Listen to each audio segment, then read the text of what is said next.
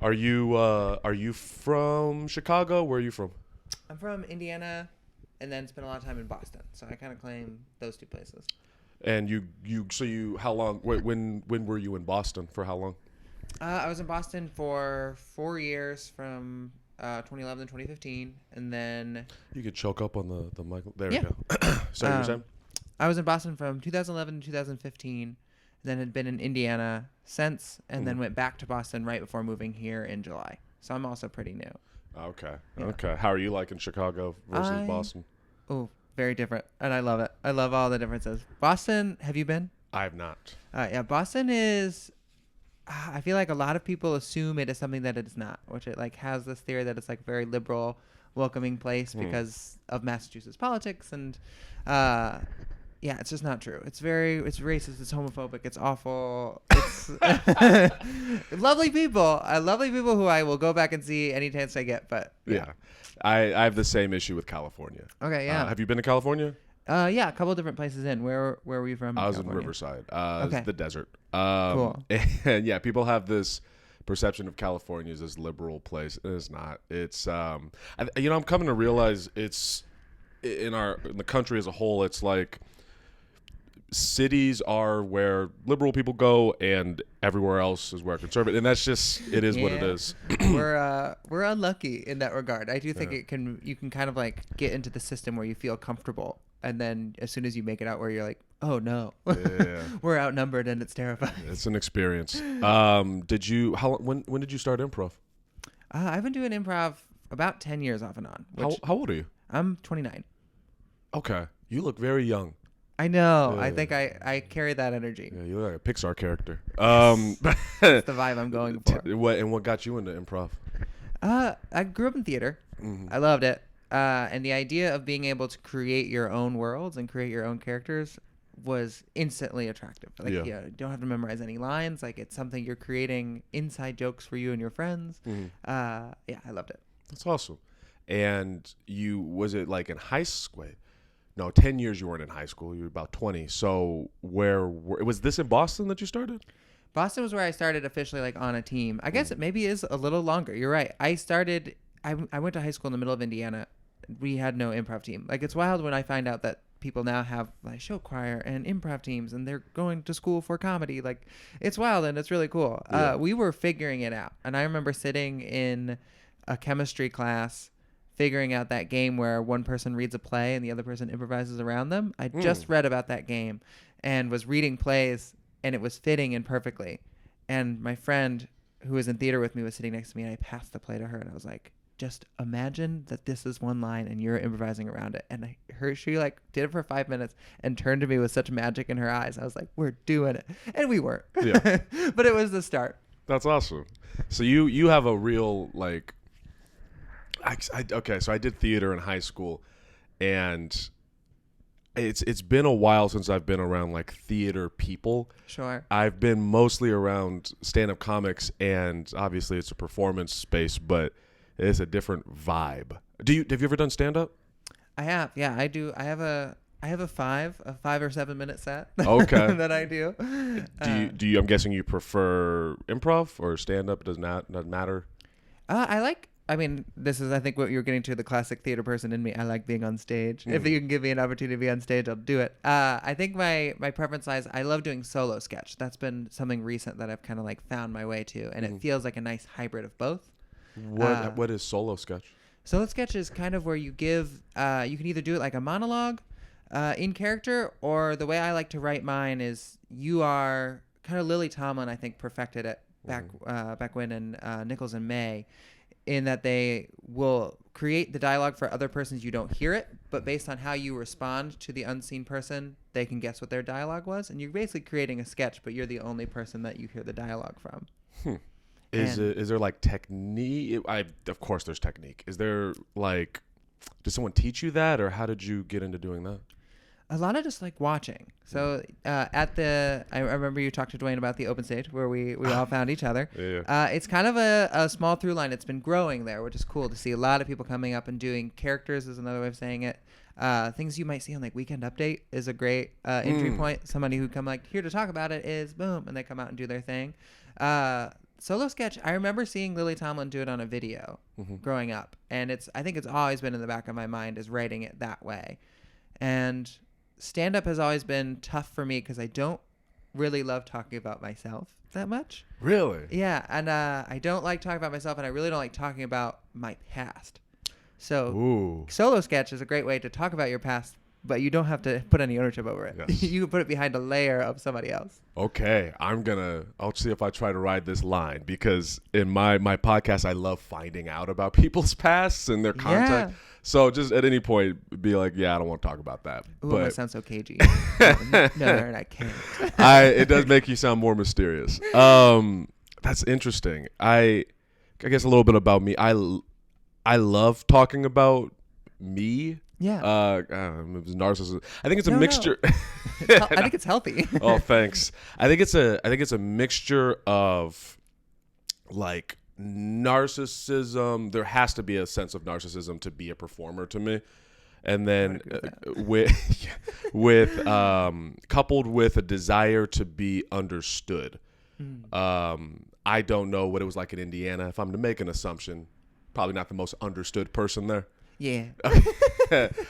Same with me, where I felt like where I was from, I felt like the term gaslighting. Oh my God. Yeah. Yeah. So I'll keep it short. Basically, from very, very white area, and was perceived as like a good black person. Like the way I held myself, the way I interact with people. They you get it. We went through Trump, and so where I was, anytime I would bring up stuff that was going on in my life, people would tell me I was being crazy, or I was making stuff up, I was exaggerating. Sure. Yeah. I was being told I was being racist, which was my God. fun stuff, and that's all throughout my life. And Yeah. so I got to this place where I was like, just please believe what the fuck I'm saying. Like, listen. Yes. And I think with stand up, it's like a mixture for me where I'm like, all about me. Also, can you please understand me? It's like kind of like that. But for you, what is it that makes you not want to, I guess, open up in that way, if you don't mind me asking? No, not at all. I think it's a great question. And when I said I feel like it's healthy, I think it's healthy for the exact reason. Like, I think talking through things on stage with an audience, when you have a microphone and they don't, it can be very powerful, you know? You make a conversation whether they have any dialogue or not. Oh my God, it's a solo sketch. Stand-up is just solo. I'm kidding. I think for me what it is so much of what I find interesting about my past, compelling about my past, involves so many other people that I don't feel like I have a right to their story. I think that's a lot of what keeps me from the things I want to talk about. Often involve like my family or things that happened with me growing up, and to air that feels like it would cause more harm than good for my personal life. Sometimes makes me feel like a not very brave performer, because I think sometimes my favorite performers are those who like, be damned, life be damned, we're going to talk about this and let's get this done. As far as like hot takes on things, I do like that. I love coming up and giving opinions, and I like talking about in spaces where things that need to be addressing them. But I think so much of it for me, things that have felt bad before, is when it's involved people I love and talking about them in ways that they don't. Nobody ever looks. There's no heroes. None of us are heroes. We all have layers, but like talking about other people's layers sometimes feels bad. I get you. Like, it feels like if you're airing out your own dirty laundry, that's your laundry to deal with. But if you're doing it with someone else's, I get what you're saying. I'm gonna see how I can word this then. What made you feel like misunderstood or not understood in Indiana in general? I think so much of my queer experience, came out late. I came out as trans. I feel like late, maybe early for my time, but when I was like 20, I got on estrogen when I was 23. Okay.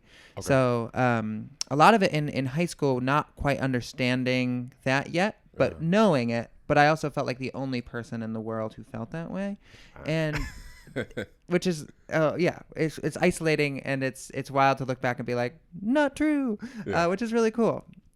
But at the time, I think it was expressing itself in just that I always felt like a stranger in every room. I was always seeking community that I could not find. And I would remember talking to my mom. She brings this up now because it's really fun in hindsight about how I would come home and be like, I don't feel like myself. And I feel like I can't connect with other theater people, even though I am the quintessential theater person. Very theater. Yeah, so much theater. I couldn't connect with these people, and I couldn't figure out why. And it just felt so bad to feel like. My bad. No, you're good. To feel like. Yeah, to feel so alone. And I had a couple really good friends, but it definitely felt like you're the person who gets me the most, and I think maybe you get me 55%. Yeah. Is it? And I assume improv provides that community to some degree. It was the first one. Finding an improv team in Boston was the first time where it felt like, oh my God, one, y'all love doing bits too. We love bits. And improv is also, I don't know if I want to like make a mapping of queer identity and improv and why it feels good, but you can play anyone. And so whereas theater at the time and still today is very regimented between who plays what, and they're working on it. Improv is play anybody you'd like. And so I think I was playing a lot of moms in college before I was out. I was presenting male, and it felt good. I was like playing a lot of women characters, and it felt fulfilling in a way that I don't think I realized. That I think, to summarize it in a word, freedom. Yeah. That's where stand-up for me comes into play. There's a freedom there's something about like the context of stand-up, and I can say whatever I want. Like, yes. Nobody, unless they heckle, and at that point they're about to get it. But like, yeah.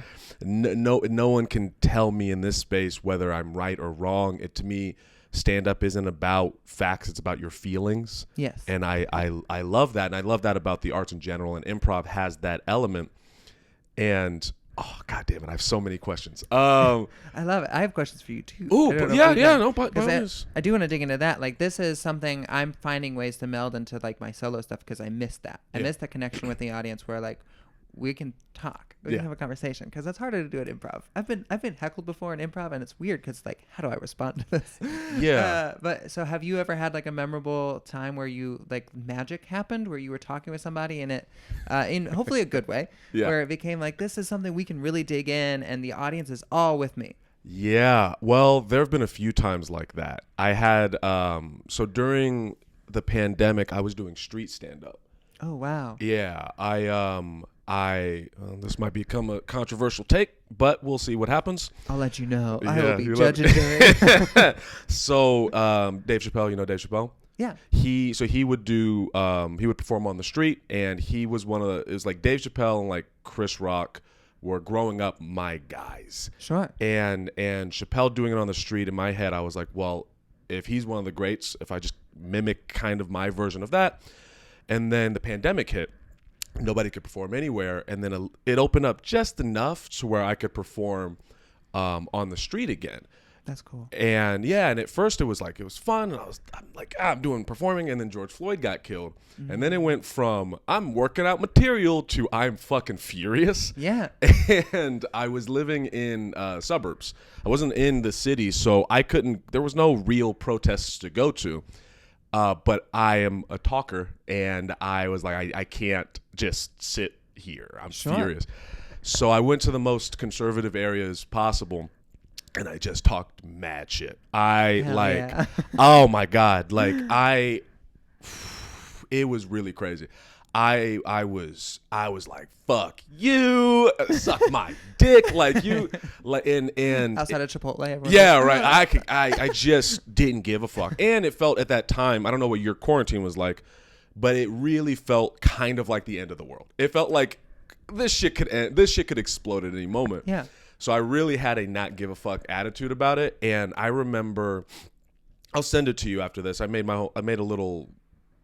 I called it a one-man show because it's not really funny, but it's about my experience as a black man in that area.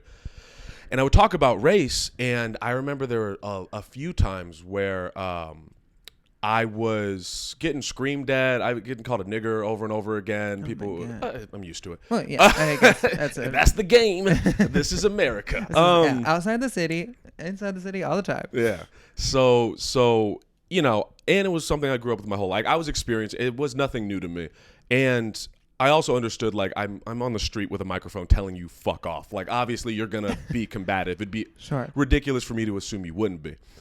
But there were multiple times where I'm having these back and forths, I'm roasting people, doing the whole thing, and then when the dust settles, there would be, like, I would have, like, black families or black kids, or, like, people would come up and be like, hey, thanks for, that was really, like, and they would, like, you could feel they were kind of living vicariously through me. It was all the stuff that they wanted to say, but were smart enough to not Sure. to not go yell at people like that on the street.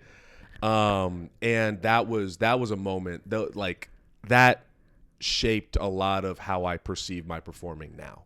That's amazing. I mean, they probably all lived in those communities. Yeah. So to have taken a risk like that to say the things that they were probably feeling would have put them in a position where I'm going to see these people again in a couple of days. So that's so cool that you were like, I'm giving a voice. I'm going to say it. It's going to feel good for me. It's going to feel good for us. And then I will go do it at another community. And that's really cool. Thank you. Yeah. And a great answer. Oh, thank you. I am curious about the I've been trying to work on, like, empathy and understanding other people's perspectives, but I've realized I can only do it through my own lens. So let me see if I can word this correctly. Please. When I think about other people's struggles, regardless of who or what demographic, I'm always like, okay, what is my version of that? So when I described, like, being gaslit or being felt like I'm crazy, I assume, as someone who's transgender, there was a similar, not gaslighting, I don't know if it's the right word, maybe it might be, but this feeling of, like, am I insane? I don't know what it feels like to feel like a different person almost. Can you elaborate? Like, what does that feel like? Yeah, I can certainly say that coming into it, it certainly felt like that, where it felt like when I was growing up in Indiana that I was the only person that felt this way. Mm-hmm. And the way I kind of quantified it in looking back at diaries and stuff is that I felt like a freak in a way if I felt like I was the only person who ever in the world felt this way. And also the systematic bit of religion that runs through all of our American lives, but especially in rural places, to feel like an evil freak, a sinful freak, is an extra step. And you do. I mean, you have so many people who are trying to tell you that it's not possible, that it doesn't exist. You have prominent comedians who have been addressed earlier in this episode who are telling you that you don't exist. And so that definitely feels like it's hard to do. As far as though as feeling of once you realize that there's a lot of people in this community and really wonderful people in this community, then like that's the best part. Mm-hmm. Is you realize that you're not alone and you're not out there. Okay, I'm gonna bring up Dave later, but I want to get more context first. Sure. Could you put it into words what it feels like to be transgender? Is there words that you could use to describe that? I could give it a shot. I remember what was the imagery for me felt like that when I got on estrogen, that for the first time in my life, I was walking down the right path, that no matter what I did in a certain day, if I got anything done, that living that day itself was productive.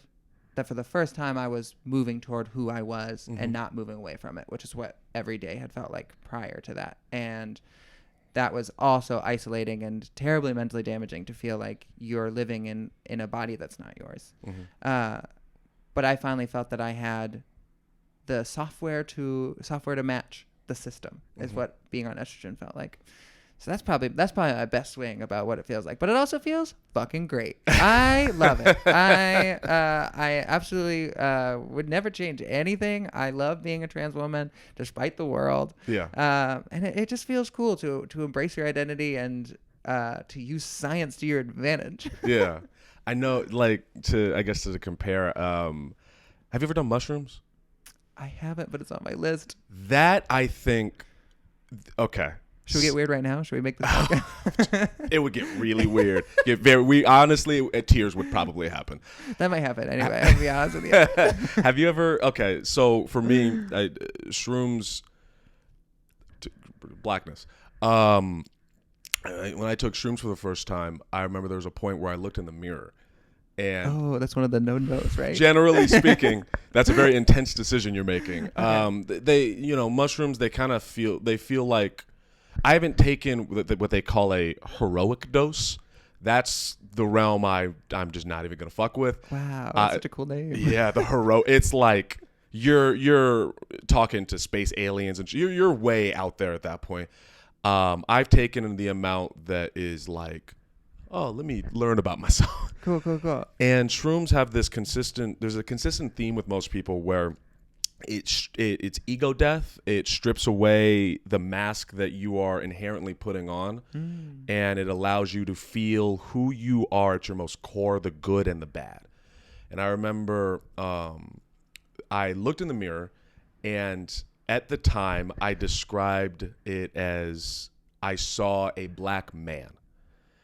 And then as time went on, I then described it like, as time went on, I looked back, I realized, I saw who I was on the inside. Okay. And then as more time went on, I realized I saw who I was going to become.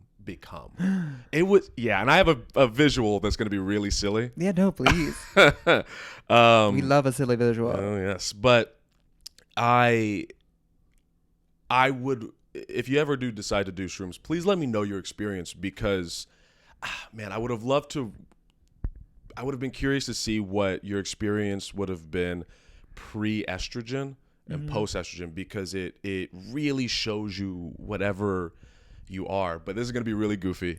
This is the best visual example I can give you. It looked kind of like, it was like this. I don't know if you watched cartoons and superheroes, but it looked kind of like that, where I was like, wow, that's me. Whereas I was always told, like, oh, you act white, or you're not a real black person, or you you're making a face of confusion. No, I mean, it's like, I'm just so sad that somebody would tell you that. Oh, many people. That makes me so sad. Yeah. Well, we know. I mean, it's America. What are you gonna do? I mean, that's true. Oh God. Yeah. What are we doing here, Aaron? Just surviving, man. But it was just very eye-opening. And so when you describe going on estrogen, as the closest example I can equate is doing mushrooms, looking myself in the mirror and seeing like, oh, that. And it took me many, many years to get to here. But I was like, I got a glimpse of like, oh, all the stuff that people were saying I'm not that guy in that mirror is me.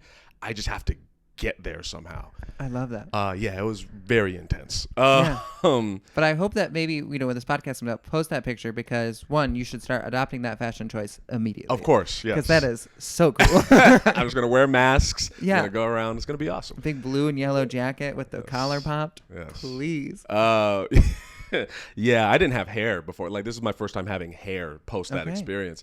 I wasn't allowed to have hair because it put a bigger target on my back. We were dealing with skinheads and bullshit, all that. Oh my God. But you're getting close. The hair is similar. It's getting there. It's getting there. But to go back to improv, do you have a... yeah, we got into identity. Yeah. Oh, we'll go back to identity. Trust me. But to go back to improv, is there like a professional goal? Is it just for funsies?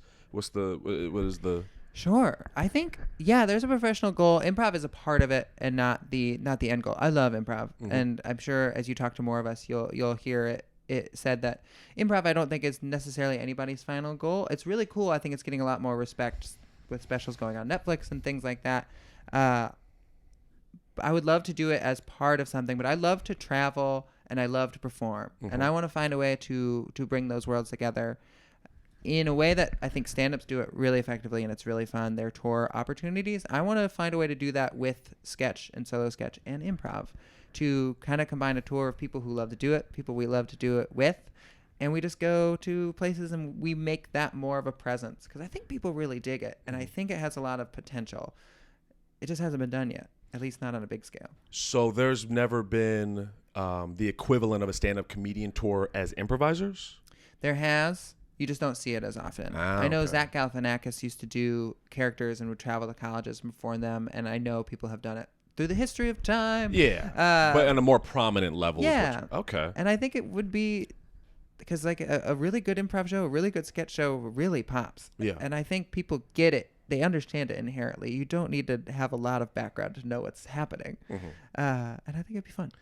There is this I was talking to Dwayne about this. The three pockets I've seen so far, and there might be more, but to me, if I were to break up Chicago in groups, it is the South Side comedians, the North Side comedians, and the improvisers. I'm really making it sound like West Side Story, but they would snap and get into a fight in the street. To be honest, I think South Side would win, but regardless, When you yes and till you're dead. but there does right, though. seem to be, I don't know if rift separation between improvisers and stand-up comics and their perceptions of each other. I know as a stand-up comic, as a person that's around that a lot, it's very aggressive, cutthroat. Some would describe as mean. Yeah. And there is, and then growing up doing improv, I did improv for 10 years throughout high school, and then I taught it in college, and I was at the National Comedy Theater in San Diego. Hell yeah. Thank you. That's so cool. So I feel like I have an understanding of both. Yeah. Where improv is about it's fluffier is not the maybe it's sweeter. It's Yeah. Improvisers have younger sibling energy. Yes, that's a really good way to describe it. Yes. It's you know what it and comedians have stand-up comics have like the middle child vibe. Sure. And yeah. then I don't know, famous actors are the older sibling. I don't know who. Yeah, I mean, this I guess metaphor is the falling people apart. Where's the family tree? Okay, it's Christmas morning. But do improvisers perceive? I mean, I'm not in this community all that much. Do they perceive stand-up in any way? Are you guys even thinking about stand-up? Yeah, we do. There has been a lot of stand-ups who have come through the annoyance, and there are some stand-ups who I really, really love, and usually it comes down to like, are you nice to us? Will you like talk to us? Right. And then usually it's fine. Like nobody I don't think gets into improv and hates comedy. Mm-hmm. And stand-up is usually everybody's entry point to comedy. Mm-hmm. And a good stand-up set is incredible. Especially if it comes from a place of love and reflection and all these things. I think when it comes into if the rift happens, which I have felt a couple times in green rooms on shared shows where it's like, just do bits with us and trust us and know that we're coming from a genuine place. But I know that we're sometimes a lot. Mm-hmm. So yeah, we definitely perceive of it. There's a couple people who do both, and yeah. Okay. I think for the most part, stand-ups are lovely people, and I feel very lucky to know quite a few great ones. Yeah. It's so funny. Like, you seem like someone who picks up on vibes, man. Oh Vibes. yeah, 100%. Snaps. Yeah. I've been trying to work on my intuition and just kind of following my gut more to compare upbringings again. I assume you've always had a gut feeling about yourself and the people around you.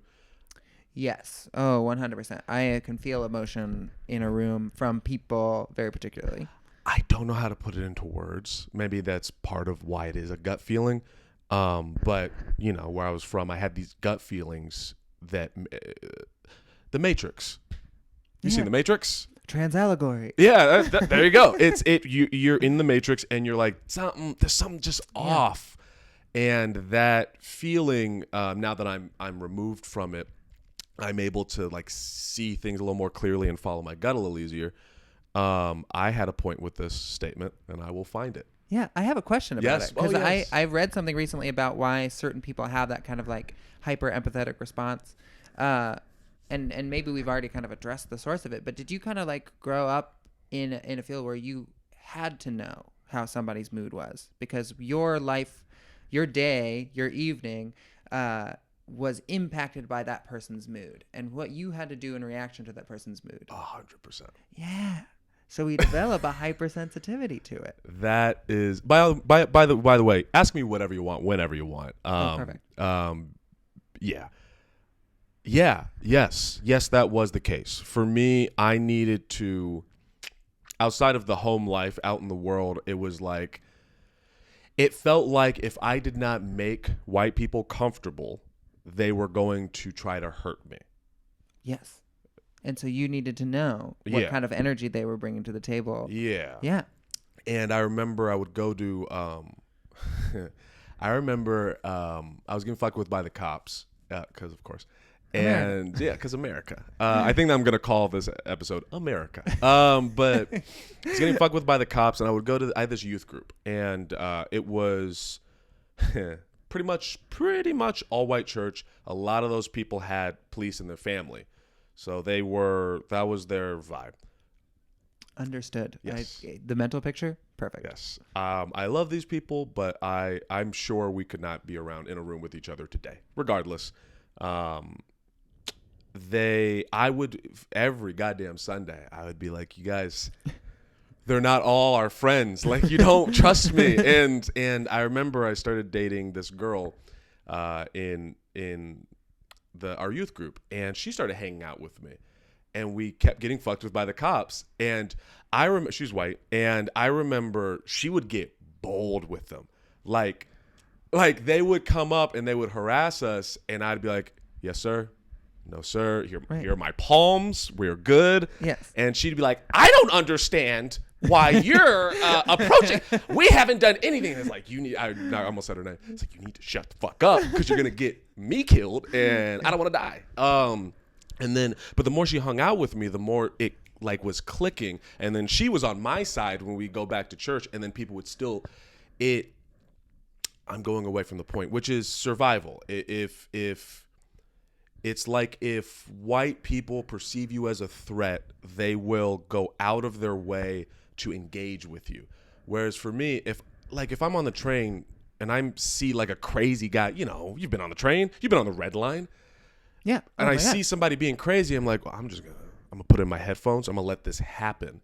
But there's something about the mentality of those types of people where they think they're Superman, they think they're John Wayne, and they want to get involved. And yeah. I can't understand that. But no, but it was with your former girlfriend too. I mean, to show that kind of like that fearlessness, that John Wayne attitude, that she would address the cops that way, because she's like, I feel threatened and I'm going to respond. Yeah. And it's like, okay. Yeah, I don't know. Like, and you have to be very aware of that, because it can flip on a dime. Yeah. These people are fearless in the worst way. Yeah. Did you ever feel unsafe in Indiana? Like, were there any like physical violence you had to deal with? Never any physical violence. I mean, I guess I spent a lot of trans experience in Indiana, not in where I grew up. It was a little bit bigger, which again is not saying much for Indiana. So there were like certainly some times when I was like a server and a bartender where it was like, you were faced with it and you had to deal with it, but you also then have the protection of a staff and a bar. So not much physical stuff. I think with the growing up kind of hypersensitivity, it was mostly very, very emotional, and just people I grew up around who had very volatile tempers. And so I just became very aware of that, just from a human standpoint, from a child standpoint of like, they're much bigger than I am, like blah, blah, blah. Not so much about, because the transness came later. To go with this gut feeling, and I talked to Dwayne about this. I don't know if you got to this point, but when I was around the improv people at the you don't call it open mic, open stage. Yeah. Yeah. How dare you? Yeah, my Who fault. do you think you are? Oh, I had that spider sense. I got that gut feeling of discomfort, and I'm still trying to suss out what that is. When I'm around when I'm around shit that I grew up with, in the more aggressive, okay, this will be fun. Yeah. Let me see if I can word this correctly. I really wasn't a fan of Donald Trump. But hell yeah. There was one thing I did appreciate about that presidency, which is at bare minimum, people stopped trying to lie to me and they said it with their fucking chest. Meaning I didn't hear. I mean, they're going back to it now, but I finally I could sit back and they could say, look, this is how I feel about you. There's no like, well, you don't. I personally didn't. It's like, no, fuck you. And at bare minimum, at least you are set. At least you're treating me like a fucking like. Just be real. I don't need to be your friend.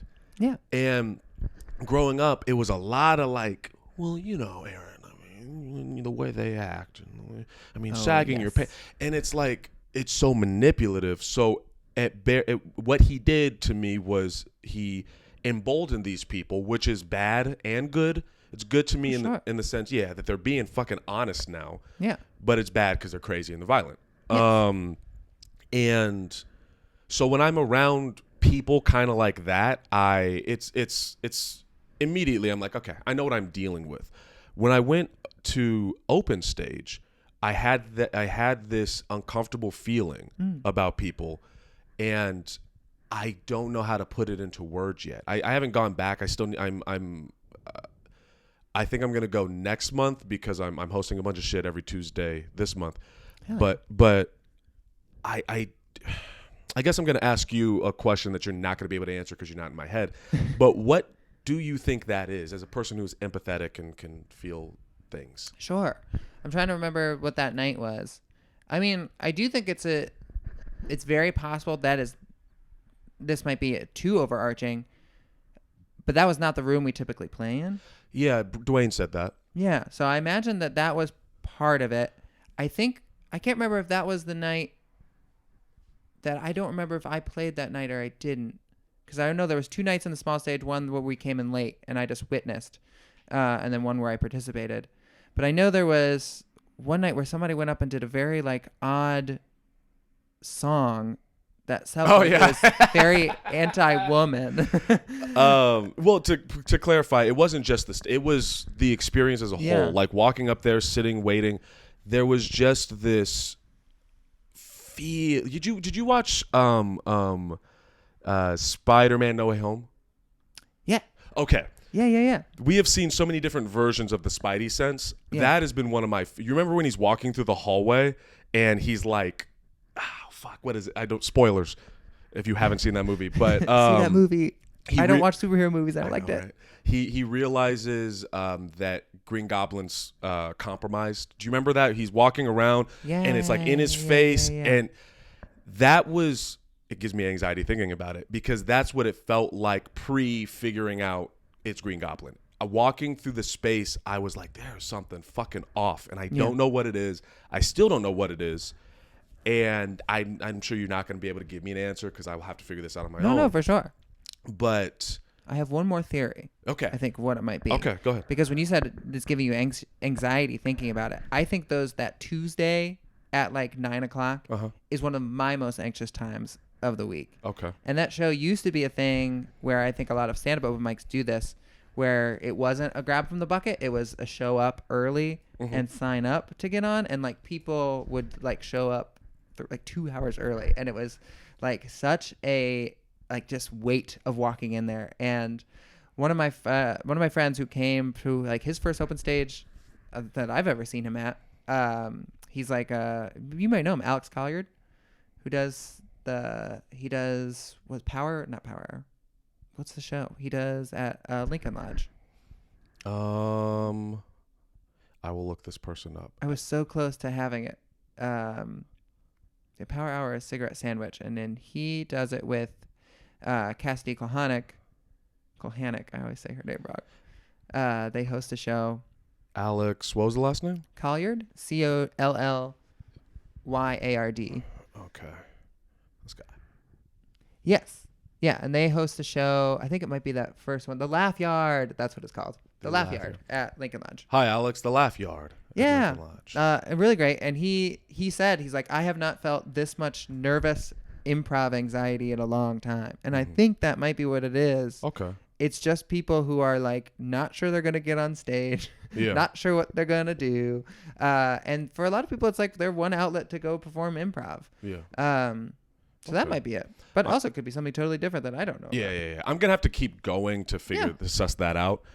Speaking of other performers, are there any other improvisers that I should hit? I'm going to make a daisy chain of suggestions because Dwayne suggested you. And if there's someone you would suggest, is there anybody that comes to mind that you think would want to do this or be interested? Absolutely. I mean, I think of a ton of people. it might be, I can send you a whole list if you'd like. But Sure. as far as like, people who I really love in the city, Gag Reflex I think is great. Amitha Rao and Chelsea Matkins are both amazing. Anybody from LSI, I play on a team there, and they're just like all really great. So it might be fun to talk to, a couple of the people who like founded that theater. Okay. That might give you an interesting perspective on what they've seen. Rudy Mendoza would be good. Yeah, anybody. I will look these people up. I'm going to have to re-listen to this and find them. Yeah, I can also send you the list of names. That is appreciated. Yeah. Before I go asking more questions, do you have any questions? What are your favorite places to do an open mic in the city, and what are your qualities of your favorite ones? Ooh, that puts a big smile on my face just thinking about it. Hell yeah. Favorite place to do open mic specifically. One of them is Taylor Street Tap. It's run by Donovan O'Strong. He did the comedy pickup. Apparently that was a thing. I don't know much about it. Yeah, I know about the comedy pickup. And Jeff Brumfield, they run that. I like that space because it's small and it's intimate, and I don't mind fucking up.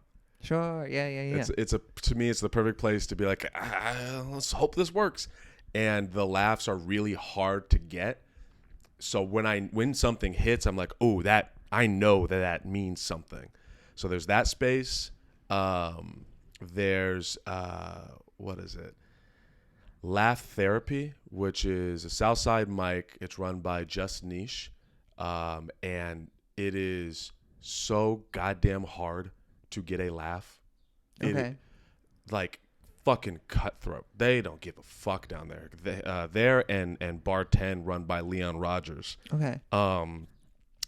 Just Niche is Leon Rogers' feels bigger. It feels more grandiose. It doesn't feel like a mic. Like, I don't bring open mic material there. I bring show material because it's an open mic that people paid to come into. Oh. And they're like, I'm getting my money's worth. I'm going to enjoy myself whether you're enjoying yourself or not. And then Just Niche is another mic where people pay to get into. And it is just so immensely difficult. Okay. Yeah. And then I would like to go to open stage to feel that again, because it's a different. Open stage feels the opposite of the three that I just gave example of, where people are nice and people are very nice and they're very supportive, and it almost doesn't feel. It's weird because it almost doesn't feel natural for me. I'm used to such a combative experience when I do stand up that the idea of walking into a space that everyone's like, all right. Yeah. It's we just love comedy. Yeah. But what about you? What are your favorite places and situations? Well, I will say this. I think this is really interesting, and I think doing mics like that, when you say pay for it, the audience pays to be there, or you have to pay as a comic to Audience perform? pays to be there. Okay. Wow. I think doing that and then coming to a place like the open stage is such a more pleasant surprise than what happens with me sometimes when I leave rooms like that and find a really cold room, because then it feels like a sucker punch. And it's so terrifying. As far as my favorite rooms, I mean, open stage, I really do love it. It's a very like precious little thing. I was one of the first shows I came to, and it's just such a really fun community for people who come back and back and back. LSI puts on a really fun Logan Square Improv on Sunday. They do an improv jam that's really delightful and fun to do, and it leads into the Sunday show, which is what I perform on. And they have like this really cool team called the Late 90s, who's a really wonderful old school improv team, and they're so fun to watch.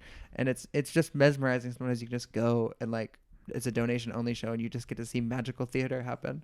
But that's most important to me is the quality of a room. In that Crushes is another one, a live one, which is I guess more of a stand-up, but they do like kind of a variety too. And it has the quality of a room that I really love. One, it's got to be weird. I love weird.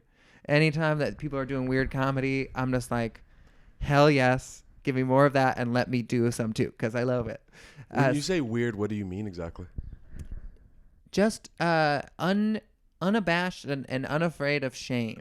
You know, where you and it's not so much about like feeling unafraid to fail, because I've certainly failed in rooms like that. But like Christy Durkin, they host, they're one of the co-hosts for Crushes, and I've seen them do this bit multiple times where they're talking about Chicago and how you always know you're seeing a guy from Chicago if his cum tastes like mustard. And she's like, and I love mustard. And she'll pull out one of those like yellow Heinz mustards, and she will finish the bottle by the end of the show. She just like will tell a joke, pop that thing open, and squeeze mustard into their mouth. And it's wild. Yeah. And to watch the audience respond to that is one of my favorite things in the world. For them seeing it for the first time, and then to see Christy as they just make this, as they just are unafraid of being judged by the audience. I love stuff like that. That, it's funny. We keep going back to this kind of this theme of freedom. Yeah. The freedom to chug mustard. Yes. The freedom to be oneself. And, the irony of it is it seems like the places where we came from, they shout freedom so much, but are the total opposite of wanting what real freedom, like letting people just kind of be, you know? So true. And you were saying that you got heckled in improv. How the fuck do you handle that? That's a different... The thing is, I think universally, you don't. Okay. You can't, which is kind of what feels like a limit to it. At least that's in the past how I've handled it. And you just kind of like move on with the scene and hope that people will stay with you. Mm-hmm. And then you can also use it to your advantage, as I'm sure in stand-up too, where you can get bolder. If an audience is not really with you, then it's like, what's going to stop you from going freaking ham? Yeah. And just like making a set all for you. And those can be really, really fun. Yeah. Certainly there have been times where, at least I've witnessed this, where a suggestion is given, and at that kind of start where you're playing yourself, then you can respond to that being like, okay, well, what the hell do you want to see? But yeah, I think you just got to ignore it. Interesting. Yeah. Huh. Okay. I'm trying to. I think this is one of those situations where the whole insert my experience is not going to work, because you can't. In stand up, it's like you have to acknowledge whatever is happening. I've noticed that, and this is what I love about the South Side, is there is a need to be present. Mm-hmm. Do you have any favorite stand-up comedians? Yeah, I really do love stand-up. Okay, absolutely. Yeah. I think Tig Notaro is always my favorite of favorites, and I really like the stuff Mike Birbiglia does too. Mm-hmm. I think both of them are, and Maria Bamford, kind of like anybody who's just like doing it a little weird. Yeah. Again, I love weird. It's making sense. Yeah. Okay. So I want to talk about the Chappelle thing. And sure, as much as I can. Yeah. Yes. And I will preface a few things. Yeah. Okay. Here are the things I'm going to preface. The first thing is I'm not asking in bad faith. I remember one of the things that I experienced growing up was people would debate or talk to me in bad faith. I actually recently learned what that kind of means. If you have a better definition, do you know what that means? Bad faith, like. I do. Okay. But I don't know if I have a better definition for it. I think you're nailing it. Oh, thank you. Yeah. Arguing in bad faith would be like, for the ignorant audience listening, would be like if I'm talking about women dealing with sexual assault, and someone says, well, men also deal with sexual. It's like, yes, that is true. But right now, we're not talking about that, and you are deviating away from what you're not discussing this to understand. You're discussing this to feel right. Yes. So listening to the words and not to the heart. Right. It's a hyper logic almost. Oh yeah. Taking out. It's interesting how manipulative logic, I'm putting in air quotes, can be, because it's a really good way to trick people. Like if someone says Black Lives Matter and someone says all lives matter, there is an inherent logic in that statement, but it's the undertones are very devious. Yes, to feel why you have to make that. Yeah, says more than just making it. Right, and its context is a bunch of stuff. So when I ask you these questions, when I talk about this, I would like to make it clear that I am not arguing or discussing in bad faith. I genuinely want to understand your perspective. The second thing is, I've come to realize recently that I seem to be in the spectrum of sexuality. I was gonna ask about yours, but I feel like you probably wouldn't want to talk about that. I don't know. It's up to you. I can talk about that. I talk about it on stage. Let's get crazy. We're doing mushrooms right now, everybody. I guess, okay. We're gonna cry. To ask, how do you identify? Yeah, I identify as gay. I'm into other women. I'm also pretty asexual, so most of my attraction to people, It's more thought than physical. Yeah. Okay. Yeah. Very like would love to have an emotional relationship someday, but the physical side of it is not. It doesn't appeal. Yeah. Okay. Can you give me a label? Because I don't know what the fuck I am. Ooh, yes. Okay. Yes, this will be fun. Ooh, suddenly I'm in control. I'm in the label game. Okay, so I've come to realize I'm attracted to transgendered women.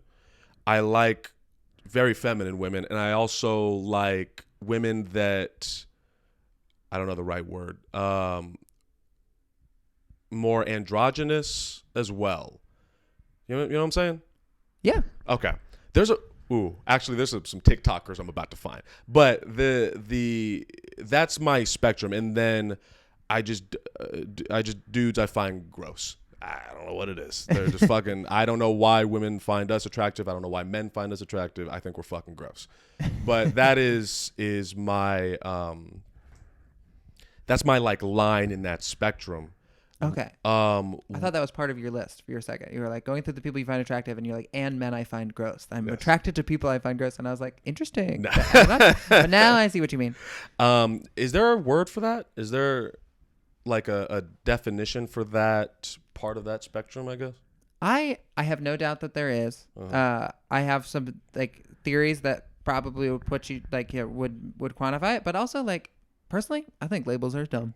I think all of it, as somebody who has made jokes about them on stage, yeah, I love talking about it. It's also like at the end of the day, there's no quantifying it. Right. It's just like it's just what you feel and what you like, and if you're attracted to somebody and they're attracted to you and you get to have a conversation, how cool is that? Yes. At the end of the day, no matter who they are. You're right. That's the at the end of the day mentality for me. I studied mass media and communication, and stand up is about word. Like it's at the end of the day, you're right. It's like getting to that point. I find it interesting to see how to define and what means what and so on and so forth. But here's a video I found. This is my shit. Please. So both versions of these people is solid to me. Okay.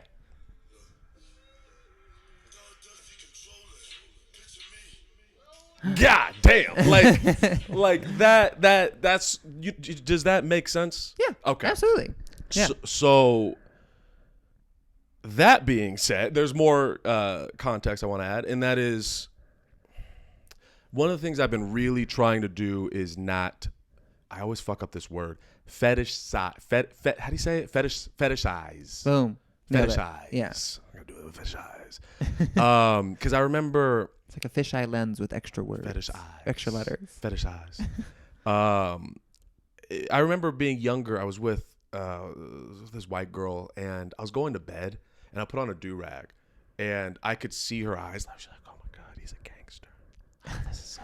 Like, she was... Fuck that. Yeah, it was really... at the time, it didn't bother me. In retrospect, I'm like, oh, my God. It's really insulting in a lot of ways. So what I've been trying to do is not that.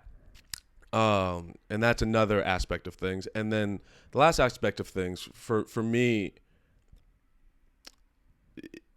Dave Chappelle is so important for me. He has said and done so much for me that I could never take for granted. I could never ignore. And I'm about to make a comparison that is definitely not one-to-one. But did you hear him talk about Bill Cosby? I don't think so. No. In one of his specials, he talks about how he does a whole long bit about it, but I would ruin the bit and it would take forever. But he talks about how like for him and for like Chris Rock and for every black male comedian coming up, this is the guy that opened up so many doors. This is the guy that gave so many black people a voice and gave dignity. There was a sense of dignity to what he presented for black people, and then a lot of condescension and bullshit as well that cannot be ignored.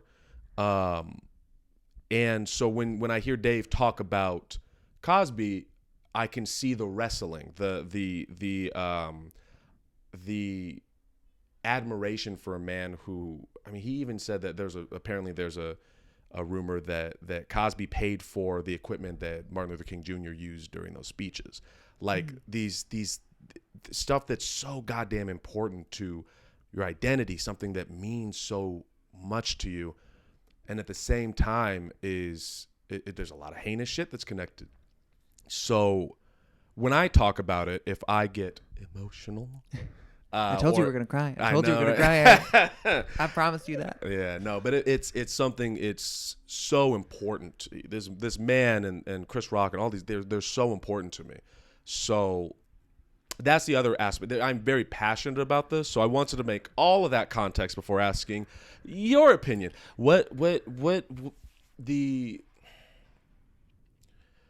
I'll do a blanket statement and then we can kind of piss this apart here.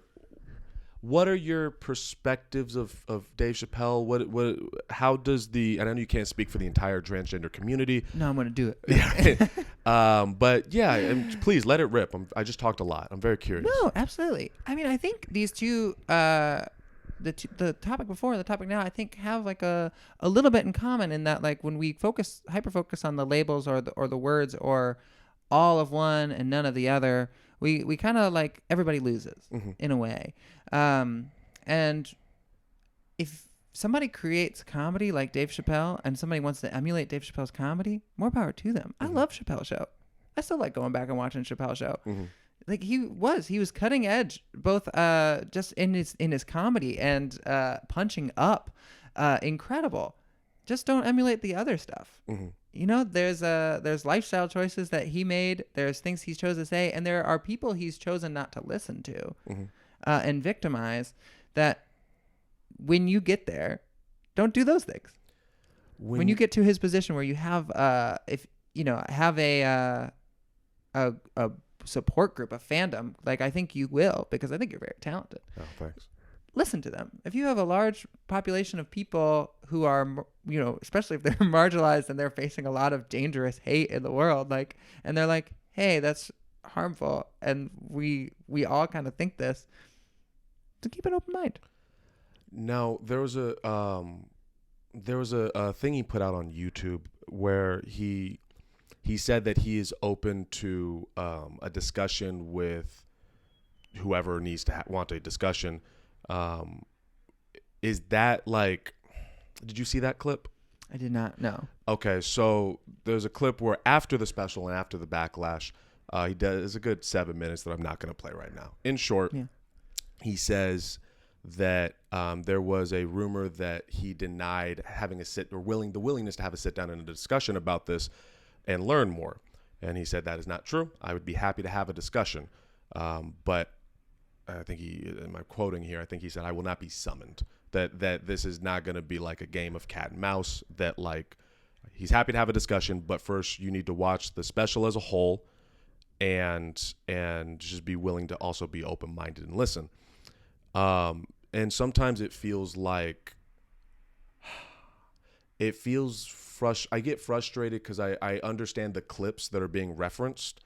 And I've had arguments with people that I care about. We've gotten heated arguments where they haven't watched the whole special, they haven't watched this whole body of work, and they're missing so much context, and that they take these clips from something that is an entire film, and that's something that bothers me.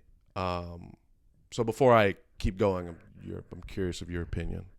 Yeah, and I mean, I think I should quantify this in saying that like I know about the content of it, but I also have not watched this whole special. I've not watched this clip. Okay. You know, I am somebody sometimes who, like, if I know something contains some heated language to it or like stuff that affects me and my community, sometimes it's like, I'm just going to avoid that entirely. Yeah.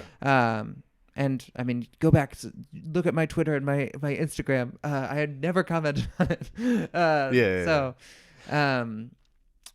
But I think it's great. You know, if he's willing to listen, I think that's the first step. But it's what he does afterwards that I think will be that will Right. matter. To be open to listening is fine, it's good, but if it doesn't create any like, oh, okay, well, I can now look back and I will redact these statements or I will readdress this issue, because in a way, sometimes it's not so much about what his intent of those words were. It is the door that opened because he said them. Mm-hmm. And there is no doubt, I know there is no doubt because it's 100% true that there were trans people out there who were harmed because of what Dave Chappelle said. Okay. Do you feel like, is there a line between an artist and what they present and how somebody takes it? Where is that Venn diagram for you? And I can give other examples if necessary, if you want me to give more context. No, I mean, I think I understand what you're asking. I mean, I want to live in a world where comedians can talk about whatever they want. Mm-hmm. And I think they should. And I never want to be the person that says that, like, oh yeah, he was responsible for doing these things he was nowhere close to. It's just that when you are in a position of power like Dave Chappelle is, words then carry a lot more weight. Mm-hmm. And I guess the question that's on my mind is, why is he even talking about these things at all? Mm-hmm. Not that I want to restrict what a comedian can talk about, but I also think you got to have a little bit of responsibility to the fact that what am I adding to this conversation and what positive perspective can I bring? Because if I'm just going to be taking shots from an outside perspective where the consequences, while not my own, can still potentially be high, Mm-hmm. where is your risk budget there? So the why is he talking about this? The thing that I've gleaned from it and the stuff that he said, and I'm clearly a Dave Chappelle stan. So Sure. I have rifled through all the specials and I've analyzed them, and so just keep that in mind. But he, in that same YouTube video, he says this isn't about transgender people. This isn't about the LGBTQ community. There's two things. He said this is about business interests and what I can and can't say.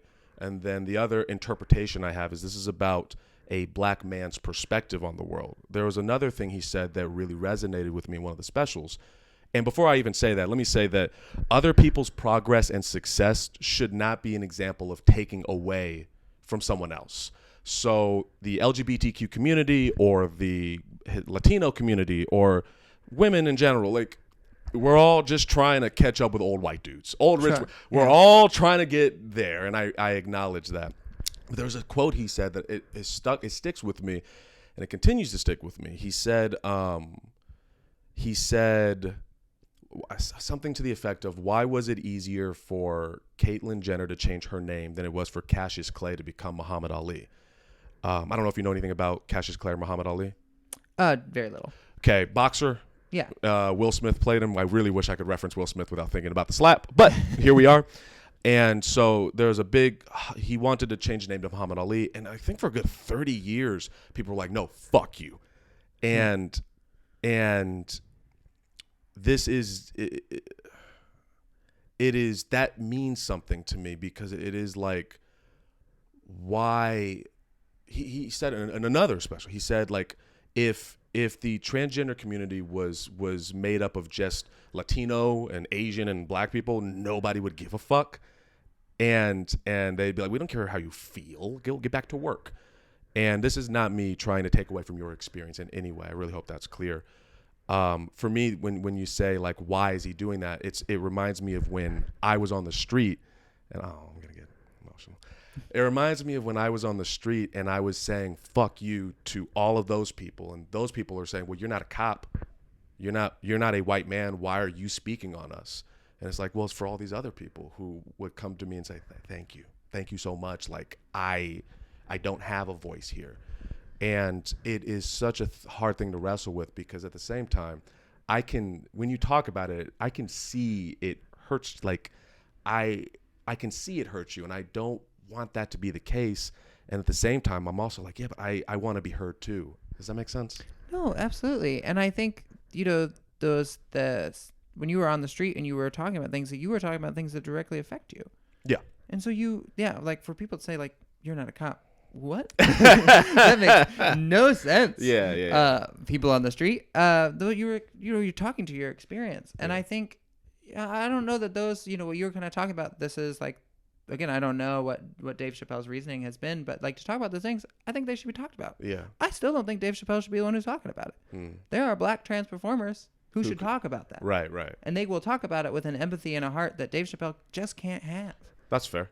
Because, like, we were kind of talking earlier in this episode about things like you can't see into my brain because you just don't know what that's like. And in many ways, I can't look into your brain because I don't know what other things are like.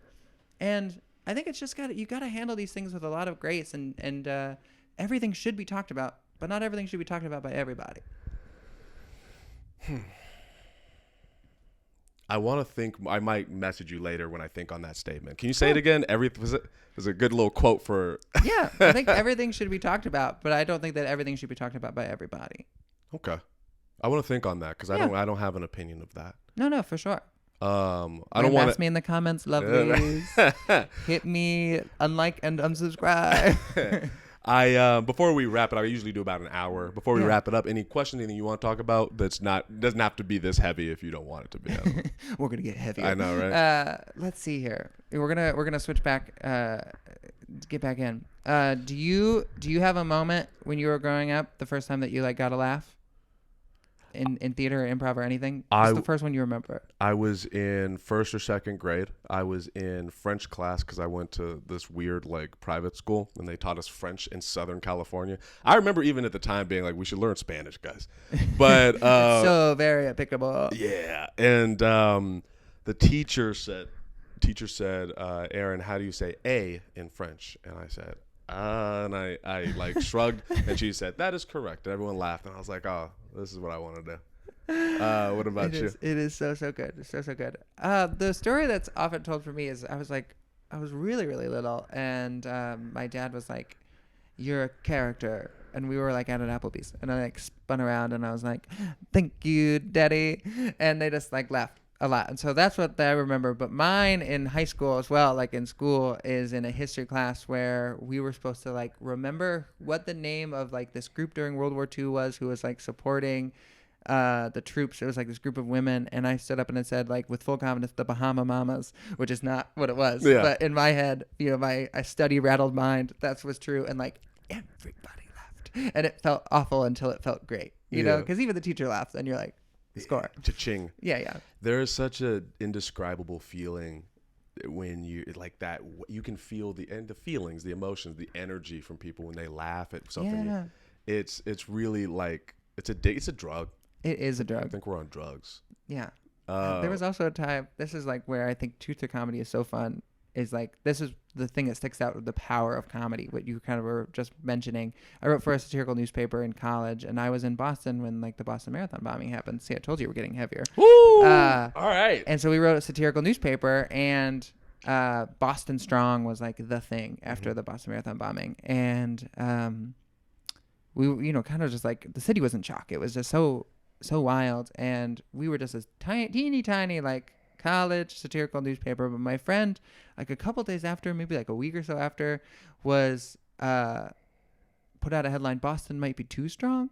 And it was just like this whole perspective of it was like, let's reel it back. Yeah. Like I think you're getting a little too confident about Boston. Yeah. We're not that great. And I loved the perspective of, I mean, The Onion and its post 9/11 issue is so like famous for that. But it just felt like, oh, this is another 20-year-old who's like feeling these things, and I felt so expressed in that moment that we could laugh again, and I love it. That's awesome. Yeah. Well, that's a good way to Boston bombing. It's a good way to end the episode. Well, you got to bomb on stage sometime to learn. I think. Yeah. Okay. No, thank you so much for doing this. I appreciate it. Absolutely, Aaron. All right.